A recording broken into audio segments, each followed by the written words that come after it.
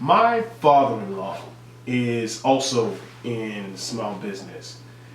He is successful. He's done a lot of different things.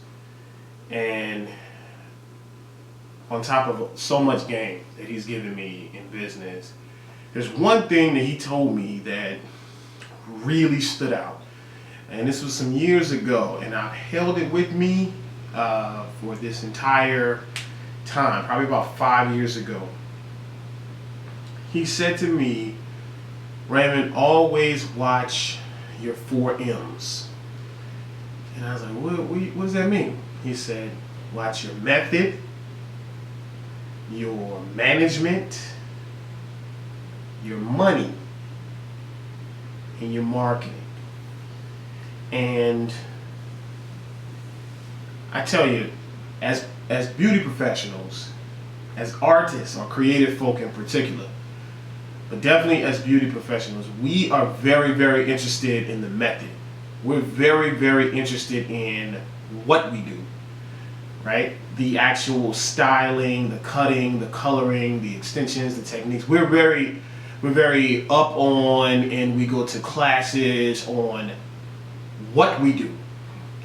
But we don't study so much of the different how we do it as much. The how we do it generally is, up to the person that's doing it, and their personal style becomes the style of the business. And a lot of times we don't like to be challenged when somebody says, well, you know what, your personal style may not be the best style. You understand what I'm saying? It goes right on. I'm talking about how you do business. Oftentimes we'll look at it the same way, how you style. And guys, honestly, the what you're doing, the technique, that can have a level of creativity.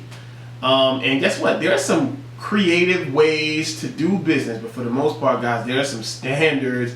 There's some things that we've got to watch in the other 3 M's to have a better business, right? I'm not going to talk a lot about method because, again, that's more your technical on how to cut, how to color, how to style, that kind of thing. But let's talk about the other 3.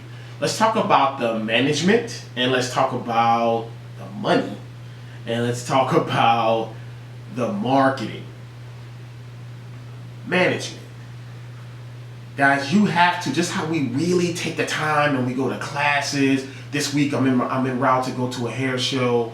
We're going to take technical classes, but we really want to also study and really want to be just as excited and just as meticulous on how you do it. What is the management way? What is the management agenda? What does that mean? What is the system that you have in place on how you run it? If every time you go to a client, be it cut, color, in particular, if you run a salon that has assistants or younger stylists or junior stylists, you have to have a system, guys. You have to have a way that you're doing it. Every time can't be this freelance, fly off the seat of your pants, remix every time. There's got to be a way that you cut hair. There's got to be a way that you all color hair in your business. If you're an independent stylist and you have an assistant, even if you're an independent stylist with no employees, there's nobody underneath you. There's got to be a way that you approach the what you do, right? There's got to be, now if you're a salon owner, there definitely needs to be some type of operations manual, some type of guideline, checklist on what is done in the business, in particular when it comes to cleaning or assisting or styling or how we check out or what do we say when we suggest retail or we recommend products for the guests. What are the standards on how the business operates? So many different things on that should be in your operations manual, be it digital, be it a weekly meeting, be it a physical bound book that you hand to your employees or that you have on hand for them to look at. There needs to be some type of predictability on what you're doing, because there are going to be clients that come in and say, I want this look. There's going to be clients that come in and say, I want my hair cut exactly like you cut Lakeisha's hair, exactly like you cut LaShawn's hair. I want the color that you put on Stephanie the exact same way. And we got to know, in order to have that level of consistency and predictability, that too, guys, is a huge part in building a business and building a clientele. It's not just a lot of times, most of the time when I get questions or requests or emails is, I want to have a class, you know what I mean? I want to have and the class is talking about the method. It's talking about the what we do. But I'm saying, listen, you can build a huge business on how you do it. Clients, believe it or not, are oftentimes more concerned on how you do it, how you run the business, how they can get out there in a certain amount of time, how the finished product looks, right? How you do it. Not necessarily what products you're using, but how you get to this achieve each time. They want predictability. They want consistency there. So just think about that you want to be also focused on how you do it at whatever the name of your business is, right?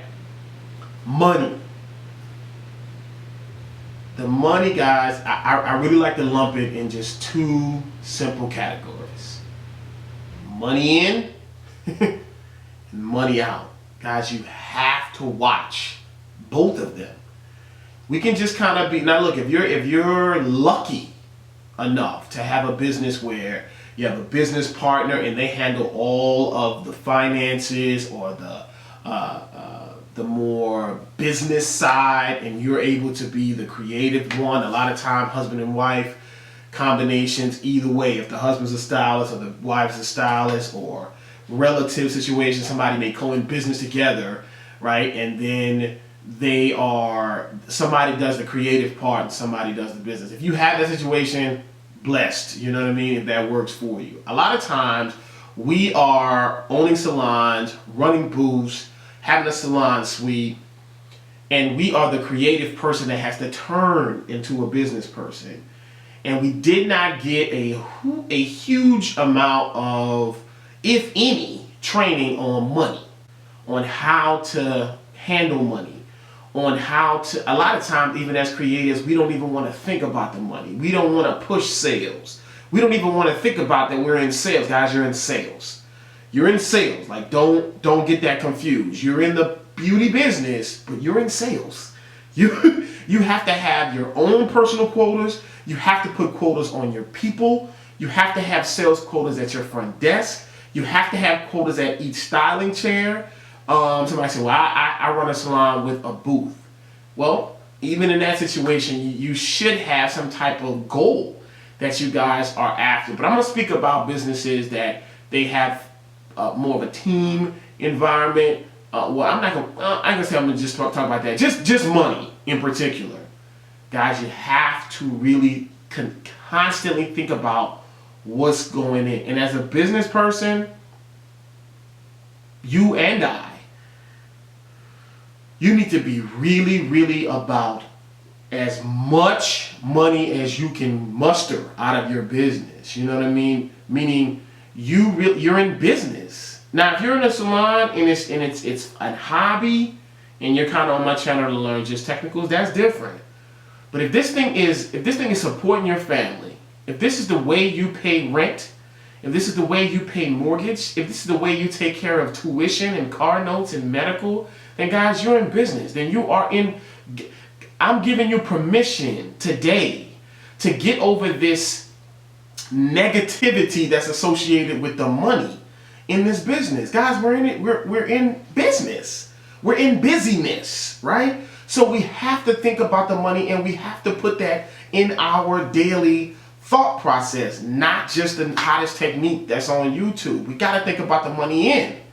And guys, we have to think about the money going out, you know, as that's what's so wild, is because we don't want to talk about the money coming in, on how much we need to make. Do we need to make $1,000 a day? Do we need to make $3,000 a day? Do we need to make $10,000 this week? We don't want to talk about that. That's somehow negative, yet we love talking about spending. We love talking about what we done bought, we love showing off what we done spent at some event, show, mall, what have you. And I think it should be the opposite way. We need to talk more about the money coming in. And we need to be very, very meticulous and watch the money going out. And you need to be a miser. You need to be a Scrooge when it comes to supplies.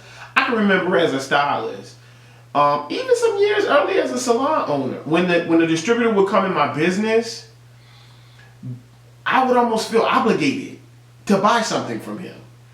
And some of them would actually put that pressure on you. You know what I mean? Like, what do you need this week? And so I would feel like, well, I didn't want them. Let me buy something. I'm kind of glad that distributors don't come around like they used to because of the internet and things like that. Because, nothing wrong, because we need distributors. They're our business partners on some level. But it takes that pressure off of salons and salon owners to always have to, the money that they're putting in their pockets. Another bad thing, guys, and we deal with cash. Thank goodness for the credit card machine and the debit card machine. But see, they're having a lot of money in your pocket. Sometimes you'll lose sight of what you've really made. And you're you're free to give it back out for lunch. $20 for lunch, that's nothing for a hairstylist. You know what I mean? $50 at the bar, that's nothing for a hairstylist. Yo, that add up.